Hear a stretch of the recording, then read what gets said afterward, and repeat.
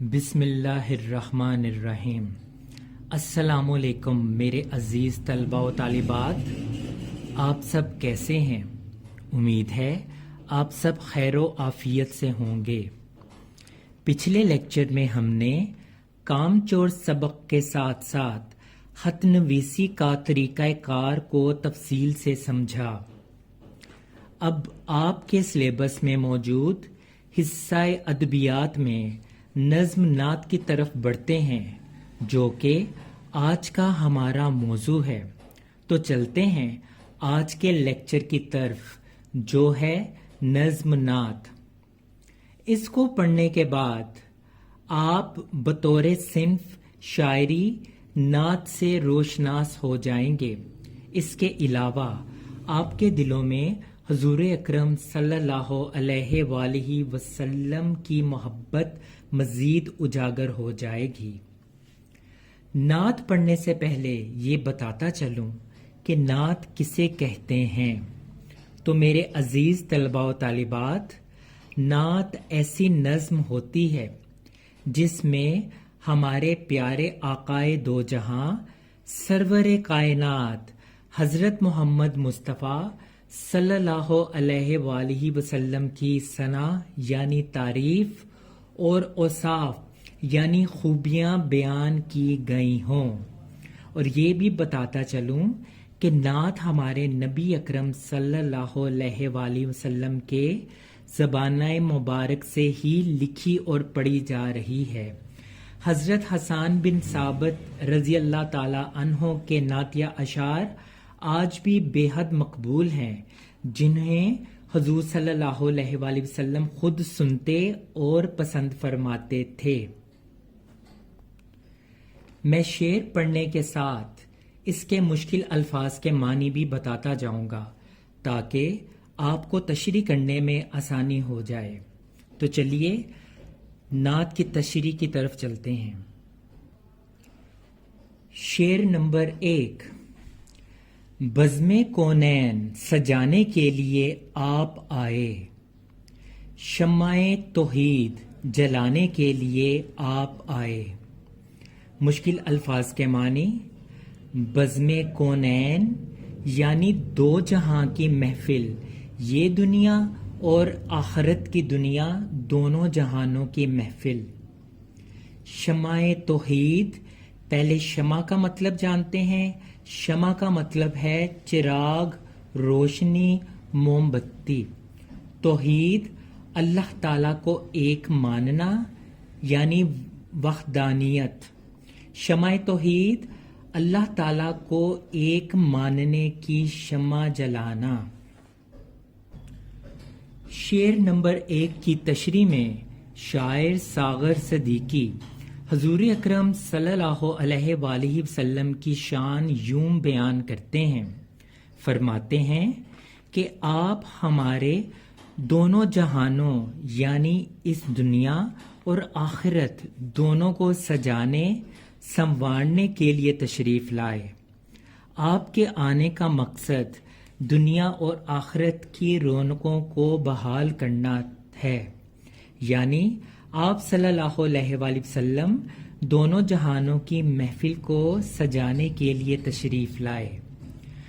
آپ صلی اللہ علیہ وآلہ وسلم کے آنے سے پہلے اس دنیا کے حالات سے کون واقف نہیں، خاص طور پر عرب کے حالات، جہاں انسانیت دم توڑ چکی تھی، جہاں بھائی بھائی کا دشمن تھا، بتوں کی پوجا کی جاتی تھی، لوگوں کے کئی ایک خدا تھے، عورتوں کی معاشرے میں کوئی عزت نہیں تھی، بچیوں کو پیدا ہوتے ہی زندہ دفن کر دیا جاتا تھا، لڑائی جھگڑا قتل و غارت عام تھی۔ ایسے میں آپ صلی اللہ علیہ وآلہ وسلم نے تشریف لا کر ان کو انسانیت کا درس دیا، ایک خدا کی عبادت کرنے کو کہا، اس خدا کی جو سچا اور ہمیشہ رہنے والا ہے۔ آپ نے ان لوگوں کو یہ پیغام دیا کہ کائنات کا نظام صرف اللہ تعالیٰ ہی چلا رہا ہے، اس کا کوئی شریک نہیں ہے، یعنی آپ نے دنیا میں آ کر لوگوں کو وحدانیت کا درس دیا، ان میں عرب میں پھیلی تمام برائیاں ختم کیں اور دونوں جہان ان کے روشن کر دیے، اور وہ لوگ جو ان برائیوں میں مبتلا تھے ان کو ایسا کرنے سے منع کیا۔ شعر نمبر 2۔ ایک پیغام جو ہر دل میں اجالا کر دے، ساری دنیا کو سنانے کے لیے آپ آئے۔ مشکل الفاظ کے معنی: اجالا یعنی روشنی۔ شعر نمبر 2 کی تشریح میں شاعر حضور اکرم صلی اللہ علیہ وآلہ وسلم کی تعریف میں یوں فرماتے ہیں کہ عرب کے وہ لوگ جو سیدھے راستے سے بھٹک چکے تھے، کئی ایک خداؤں کی پوجا کرتے تھے، گمراہ ہو چکے تھے۔ شاعر فرماتا ہے کہ رسول اللہ صلی اللہ علیہ وآلہ وسلم کی تشریف آوری کا مقصد لوگوں کو گمراہی سے بچانا تھا، ان کو سیدھے راستے پر چلانا اور اندھیروں سے نکال کر اجالوں کی طرف لے کر جانا تھا۔ اس کے لیے آپ نے بھرپور تبلیغ کی دعوت دی، جس کے لیے کئی ایک مشکلات کا سامنا کر کے اللہ کا وہ پیغام جو دلوں کو منور کرتے، آپ صلی اللہ علیہ وآلہ وسلم نے ان لوگوں کو سنایا۔ نبی اکرم صلی اللہ علیہ وآلہ وسلم کی تشریف آوری کا ایک مقصد اللہ تعالیٰ کے اس پیغام کو پوری انسانیت تک پہنچانا ہے، تاکہ وہ گمراہی سے نکل کر ہدایت کی طرف آ جائیں، سیدھے رستے پر چلیں، برائیاں چھوڑ دیں۔ اس طرح آپ صلی اللہ علیہ وآلہ وسلم کی ذات مبارکہ ہی پوری دنیا کی ہدایت کا موجب بنی۔ شعر نمبر 3۔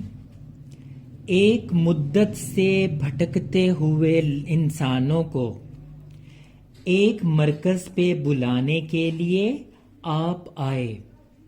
مشکل الفاظ کے معنی: مدت یعنی عرصہ، بھٹکتے ہوئے، راستہ بھولے ہوئے، مرکز جگہ، وسط یعنی درمیان۔ شعر نمبر 3 کی تشریح میں شاعر فرماتے ہیں، حضور اکرم صلی اللہ علیہ وآلہ وسلم کے تشریف لانے سے پہلے ایک عرصے سے انسانیت گمراہی کے اندھیروں میں غرق ہو چکی تھی، خدا کو بھول چکی تھی، ہر کوئی اپنا راستہ بھول چکا تھا، کوئی بتوں کی پوجا کرتا تو کوئی چاند ستارے سورج کی، تو کوئی آگ اور درخت کو اپنا خدا مانتا۔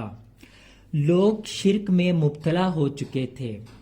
اس کے علاوہ ان میں ناپ تول میں کمی، لوٹ مار، قتل و غارت، عورتوں کی عزت نہ کرنا، بچیوں کو زندہ دفن کر دینا، غلاموں غریبوں کے ساتھ برا سلوک جیسی برائیاں بھی موجود تھیں۔ آپ صلی اللہ علیہ وآلہ وسلم نے تشریف لا کر ان کو ایک اللہ کی طرف بلایا، ان کو اس مرکز کی دعوت دی جو سب کے لیے ہدایت اور آخری زندگی میں بھی نجات کا باعث تھا۔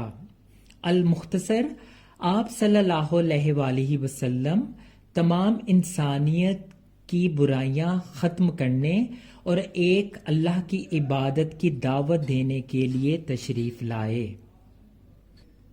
شعر نمبر 4۔ ناخدا بن کے امڑتے ہوئے طوفانوں میں کشتیاں پار لگانے کے لیے آپ آئے۔ مشکل الفاظ کے معنی: ناخدا، کشتی کا مالک، کشتی چلانے والا۔ یہاں شاعر نے مراد رہنما لیا ہے، یعنی حضور صلی اللہ علیہ وآلہ وسلم اس امت کی کشتی کے چلانے والے یعنی رہنما ہیں۔ امڑتے ہوئے، جوش میں آتے ہوئے، پار لگانا کنارے لگانا۔ تشریح شعر نمبر 4 میں شاعر یوں فرماتے ہیں کہ حضور اکرم صلی اللہ علیہ وآلہ وسلم کی آمد سے قبل عرب کے حالات انتہائی جہالت پر مبنی تھے۔ وہ کون سی برائی تھی جو ان لوگوں میں موجود نہ تھی؟ لوگ شرک میں مبتلا تھے، بتوں، چاند ستاروں، آگ، درختوں کی پوجا ہوتی تھی۔ انسانیت کا کوئی معیار نہ تھا، بلکہ انسانیت حیوانیت میں تبدیل ہو چکی تھی۔ دوسرے لفظوں میں عرب کے لوگ ایسی جہالت والی کشتی میں سوار تھے جو ان کو گمراہی کے راستے پر لے کر جا رہی تھی۔ اس کا کوئی ملخ نہ تھا، یعنی اس کو کوئی چلانے والا نہ تھا جو گمراہی کے بھنور میں پھنسی کشتی کو کنارے تک لے جاتا۔ ایسے میں حضور اکرم صلی اللہ علیہ وآلہ وسلم کی تشریف آوری انسانیت کے لیے رحمت ثابت ہوئی۔ شاعر نے حضور صلی اللہ علیہ وآلہ وسلم کو امت کی کشتی چلانے والا یعنی رہنما کہا۔ رہنمائی کرنے والا۔ آپ صلی اللہ علیہ وآلہ وسلم نے ان بھٹکتے ہوئے لوگوں کو ایک خدا کا درس دیا، اس گمراہی کے طوفان سے نکالا، ہدایت کا راستہ بتایا۔ آپ نے بھٹکتی ہوئی انسانیت کی ہدایت کی اور ان کو گمراہی کے طوفانوں سے نجات دلائی اور سیدھے راستے کی طرف لے جا کر ان کی رہنمائی فرمائی۔ شعر نمبر 5۔ قافلے والے بھٹک جائیں نہ منزل سے کہیں، دور تک راہ دکھانے کے لیے آپ آئے۔ مشکل الفاظ کے معنی: بھٹک جانا، راستہ بھول جانا، راہ دکھانے، راستہ دکھانے۔ شعر نمبر 5 کی تشریح میں شاعر یوں حضور صلی اللہ علیہ وآلہ وسلم کی تعریف بیان کرتے ہیں، فرماتے ہیں کہ ہم مسلمان ہیں اور ہماری منزل سیدھا راستہ ہے، اور جو لوگ سیدھے راستے پر چلے انہوں نے فلاح پائی، کامیابی پائی، اللہ کا ان پر انعام نازل ہوا۔ شاعر نے تمام مسلمان امت کو ایک قافلے کی مانند قرار دیا جو اپنی منزل یعنی سیدھے راستے پر رواں دواں ہے، یعنی انسان دنیا کی زندگی سے آخرت کی زندگی کی طرف سفر کر رہا ہے، اور قافلے کو راستے میں بہت سی مشکلات کا بھی سامنا کرنا پڑتا ہے۔ اس کے لیے، اس کی رہنمائی کے لیے حضور اکرم صلی اللہ علیہ وآلہ وسلم تشریف لائے۔ حضرت محمد صلی اللہ علیہ وآلہ وسلم نے اس قافلے یعنی مسلمان امت کی رہنمائی کی، ان کو منزل یعنی کامیابی کا سیدھا راستہ دکھایا۔ اب انسان حضرت محمد مصطفیٰ صلی اللہ علیہ وآلہ وسلم کی تعلیمات پر عمل کرتے ہوئے کبھی گمراہ نہیں ہو سکتا۔ وہ ان کی رہنمائی میں بے خوف اپنی منزل کو پا لیتا ہے۔ اب بڑھتے ہیں شعر نمبر 6 کی جانب، یعنی آخری شعر۔ چشمے بیدار کو اسرار خدائی بخشے، سونے والوں کو جگانے کے لیے آپ آئے۔ مشکل الفاظ کے معنی: چشمے بیدار یعنی جاگنے والی آنکھ، اسرار راز، خدائی دنیا، اسرار خدائی دنیا کے راز۔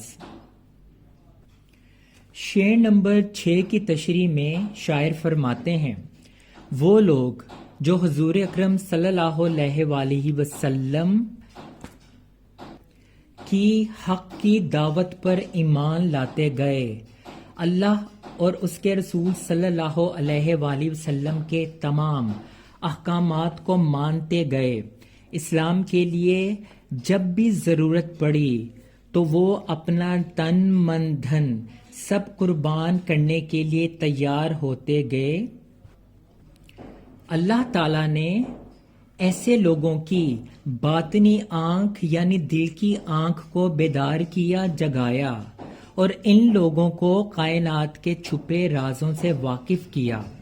یہ بات صحابہ اکرام رضوان اللہ تعالی علیہ اجمعین اور اولیاء اکرام کی ہو رہی ہے، جنہوں نے دن رات عبادت کر کے حضور صلی اللہ علیہ وآلہ وسلم کی بتائی ہوئی تعلیمات پر عمل کر کے یہ مقام حاصل کیا۔ اللہ نے دنیا میں ہی ان کو کائنات کے جلوے دکھائے، ان لوگوں کا پوری دنیا میں چرچا کیا، اور ایسے لوگ جو سچے راستے کو چھوڑ کر دنیاوی چیزوں میں مشغول ہو گئے، گمراہی کے راستے پر چلے گئے، غفلت کی نیند سو گئے، تو آپ صلی اللہ علیہ وآلہ وسلم ان کو جگانے کے لیے، ان کو سمجھانے کے لیے، ان کو سیدھا راستہ دکھانے کے لیے تشریف لائے۔ اس طرح خواب غفلت میں سوئے لوگوں کو حق کے صحیح روشن راستے کی طرف روشناس کروا کر ان کو کامیاب کیا۔ یہ تھی نعت نظم کی تشریح۔ ہمیں اس نعت سے یہ سبق ملتا ہے کہ ہم لوگ حضور صلی اللہ علیہ وآلہ وسلم کی تعلیمات پر دل و جان سے عمل کریں، ان کے بتائے رستے پر چلیں، تو انشاءاللہ ہم نے بھی اپنی دنیا اور آخرت دونوں میں کامیابی حاصل کرنی ہے، اور انشاءاللہ تعالی ضرور کریں گے۔ اب ہم بڑھتے ہیں حصہ قواعد و زبان دانی کی طرف۔ آج ہم نے جس موضوع کا انتخاب کیا ہے وہ ہے مترادف الفاظ۔ مترادف الفاظ وہ الفاظ ہیں جو ایک جیسے معنی رکھتے ہیں، جیسے اذیت، دکھ، وسیع، کشادہ۔ اب آپ کی کتاب قواعد و انشاء کے صفحہ نمبر 21 پر موجود الفاظ مترادف پڑھوں گا، آپ اس کو غور سے سنیے اور یاد رکھیں، اور بعد میں اپنے کاپیوں پر تحریر بھی کریں۔ توکل، بھروسہ، ظلمت، تاریکی، اندھیرا، اسرت، تنگی، تنگ دستی، غربت، آسائش، راحت، آسانی، خوب، محبت، الفت، فراخ، کشادہ، وسیع، دانا، عاقل، دانشمند۔ علامات، نشانات، داستاں، حقائق، مسرت، خوشی، رغبت، شوق، خواہش، مدح، تعریف، ستائش۔ یہ تھا ہمارا آج کا لیکچر۔ انشاءاللہ نئے لیکچر کے ساتھ آپ کا معلم نادر شاہین دوبارہ حاضر خدمت ہوگا۔ تب تک اللہ حافظ، فی امان اللہ۔